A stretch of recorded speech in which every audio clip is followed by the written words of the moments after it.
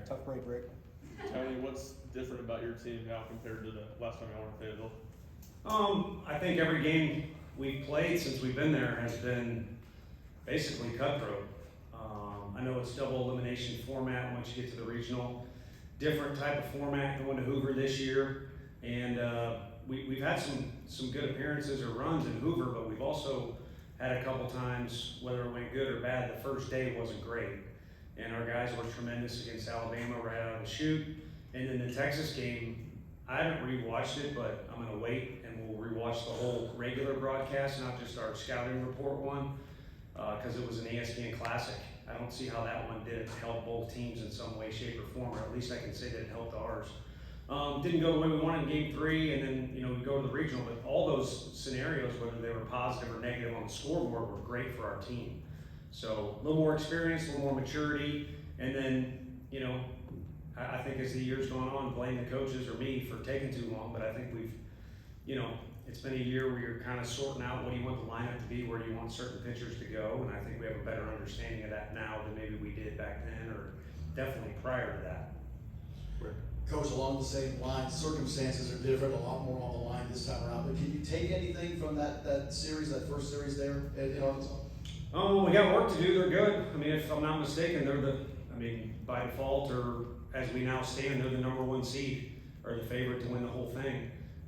So they're good. We knew that, learned that last time. That hasn't changed. I know as well as anyone that it's a rowdy environment to play in, and they'll probably kick it up a notch this time of year, as our fans did last year. But no, it's an SEC series. Just has different labels to it for circumstances that follow, and definitely circumstances that precede it. Eric. Tony, with Liam pitching some on Monday night, have you given thought in terms of the order with him and Marcus on Saturday and Sunday? Yeah, we've given it thought, and we just finished practice. We're going to go up there, rally. Actually, administration's helping us with things. Have a meeting with that too. So by the time everyone goes home, we'd like to have a firm decision on what we want to do, and even kind of talk about some things that might occur past the first inning. Day 3 doesn't exist until it comes, but just map all that stuff out as best we can, and then embrace the chaos once we start. We mentioned it was randomly how it came up when we talked about when we went to Hattiesburg and had the lightning delay and all that. On the field will be definitely the ability to embrace the chaos is something you have to have this time of year, but there'll be other things that happen, whether it's weather too. So we want to look at all those circumstances, and then when it starts, we'll roll with what's going on. Ben. Tony, where is Dalton at? You mentioned his hamstring barking earlier in the week, and just from also his slide at the plate of late, how would you kind of assess what maybe needs to change for him? Yeah, I think what he needed was time, and part of it is days to recover and get back to full strength, but also part of it is time to get in the training room and kind of reset some things with Woody.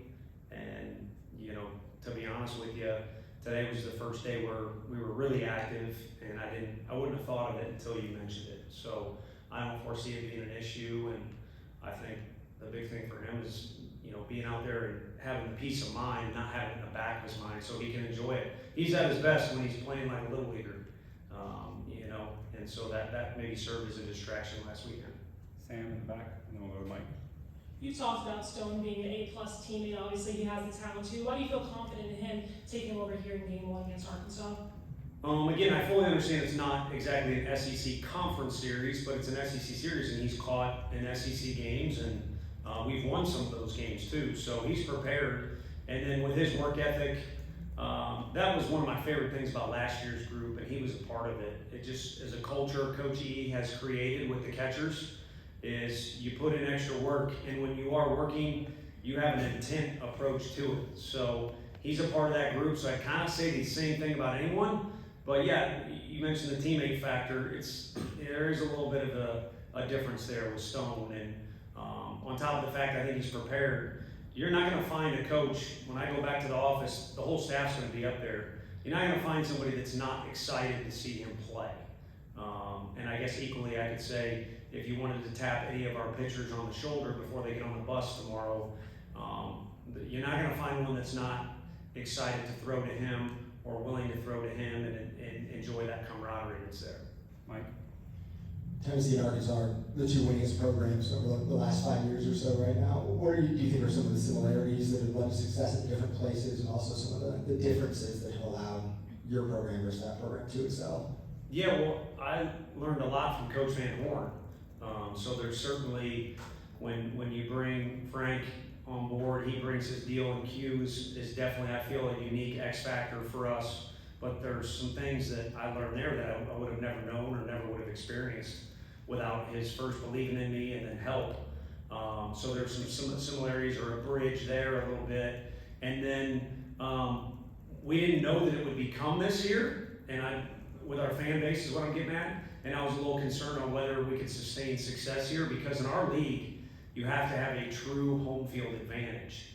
And they've had it for decades. And, and really, I guess, after COVID, even kind of during, in 21 especially, we had the comforting feeling that this is one of the rowdiest places to play as well. So there's two similarities, and maybe there's more. I played with Matt Hobbs, your pitching coach. He does a job, but again, it's a different style. But this time of year, you certainly want to have confidence in the way your pitchers are coached and also the available arms you have. But it's also different. I remember getting here, and collectively as a staff, we had success recruiting at Arkansas, and the stadium helped and all that. But people here are like, yeah, just do what you did at Arkansas. They're winning some games, and it's a total different place. Same league, state university, flagship school, and all that, but Knoxville's different, and baseball in our state's different, and the way we want to do some things here is a little bit different. So, again, the bottom line is all that stuff's extra. They say SEC, it just means more, and a lot of the things that fall under that true cliche, I think it are in both places, and that's why the last series was fun, and like I said, they bested us, so we've got work to do. Maybe we're gonna left and then Nelly after that. Coach, what kind of players stand out to you on Arkansas's team? Big Evo Boys obviously won being the SEC Player of the Year and a Golden Spikes finalist. What about him do you like, as well as other players they have? Yeah, I'm frustrated. I kind of led the charge. A lot of times you just recruit a guy as a staff, but I led the charge on a guy named Rick Nomura. And Rick was a talented player from Hawaii at a junior college, and I think he's helped serve as a bridge, because it's not just the brothers. They got another one over there that's been injured, but a real talent. It's a young kid from Hawaii, so it's pretty cool how they've started a little trend there. I kind of hate that I was a part of it, since I'm wearing orange. But their offense is kind of what people talk about. But a lot of those guys, you look behind the plate and they're third baseman. A lot of those guys that are big physical hitters, you kind of jump to the conclusion maybe they're a DH or they're in there just for their offense. But on both sides of the ball, pretty much their starting nine are all real good on both sides of the ball. And there's a lot of experience in there. It's a good blend of transfers, whether they be from JUCO or portal. So I think you can single out players. Being a Golden Spikes finalist is a big deal. But I think if you watch them or review our series, it's kind of a complete team, which again is why they would kind of, as we stand here now, at least on paper, they would sit on the throne. Yeah, you just touched on it a little bit, but as you said, on paper, you've got guys with throwing 90s on both sides of the ball, and you also have the Golden Spikes finalists as well as just other talented batters. Just what's one focus that you have going into Arkansas? That's a good question, for sure. I think looking at everything that went on in the first series and trying to eliminate any mistakes that are obvious, and then going and playing the way that we're playing now, then I think you mentioned the skill set. It's very high on both dugouts. I think when we went there, the mindset and the mentality wasn't necessarily where it needed to be. And a lot of it, kind of fell off of the previous games that led before our trip going to Fayetteville. And I think our guys now realize that a fresh start is a great thing, especially in baseball. And last weekend was awesome. That game was epic on Monday. And thank you to the fans for that. And there's some memories in there that will never go away. But now that we've had a couple days, the guys are ready to move on to a new fresh start. And while it is an SEC series, and it's just a 3-game series, it truly is kind of just a mini tournament, in between the regionals and what will follow. A couple more, we'll go to Emily and Paige in the back here. You said you learned a lot about, learned a lot from Coach Van Horn over the past few years. He said after you guys won a national championship that he had called you and had a conversation with you. Do you remember what that conversation was like, and what is your relationship with him now? Yeah, I do remember it because I was shaking the cobwebs out from the night before. Our families and fans, and we took over that hotel, and I don't know what time everybody shut it down, and it wasn't like a rowdy celebration, although the police did show up. There's a good picture that we could share if you wanted to see that. But I just remember it was early in the morning and trying to get my bearings, and from my side it got kind of emotional. But he was very generous with some of his compliments and was appreciative of some things, and I was too. So guys, especially when you're in uniform, I think people don't understand, especially our sport, because the coaches wear a uniform too.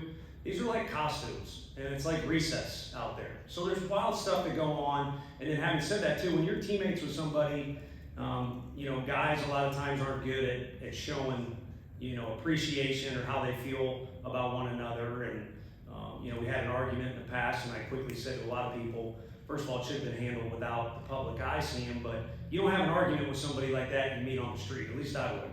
I have with my sisters, I can tell you that. I don't think with my parents. I'm too afraid to do that. But, there's a lot of memories there, and all I did there was trying to work my butt off. And I was still young and probably a little foolish, but I was in the car a lot, and for the first time I had a guy that we really synced up well on the recruiting front. It was a good 1-2 punch. I just want to go back to that Monday game, just to reflect maybe for a bigger picture.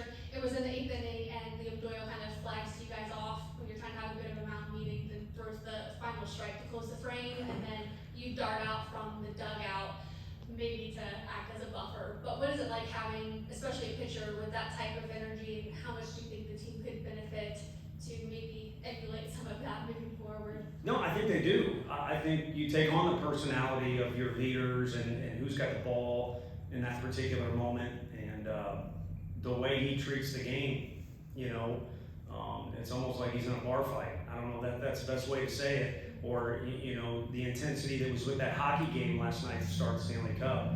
It's incredibly intense. So you're way out of whack if you're not intense in the dugout and intense in the field. So me surveying all this is make sure it's the right kind of intensity or the right level. So that's why there was a back and forth, and Dean's trying to figure out what I'm trying to say and all this other craziness. But he's also matured a lot, that is Liam, and he's got a level of composure that comes with that intensity that I think is a unique combination. And again, that's something our guys follow his lead on. Ryan, last question. Believe most of, at least the weekend starts this year, have been catching Marcus. How much does their familiarity kind of, I guess how much they'll take that into account in making the decision on pitch order? I don't think that will matter, although you weren't the first one to bring that up. It's a wise observation. But in the fall and in the spring, they kind of had a rapport there. And we had our reasonings why we switched something one day, whether it was Kentucky or whoever it was, I don't remember. And then, we just decided to go with the lineup that we've rolled with, and it's served us well. But there's guys that are standing there that are fully capable. I mean, we had one guy this week swung in as well as anybody humanly possibly could in the at-bats that he was given. So there's guys who look down to the right that we have confidence in, and Stone is one of them. But he's the next guy up, and he's ready to go. I think the pitching decision will be more about the pitcher himself. But you got a good point there. Thanks, everybody. Appreciate it.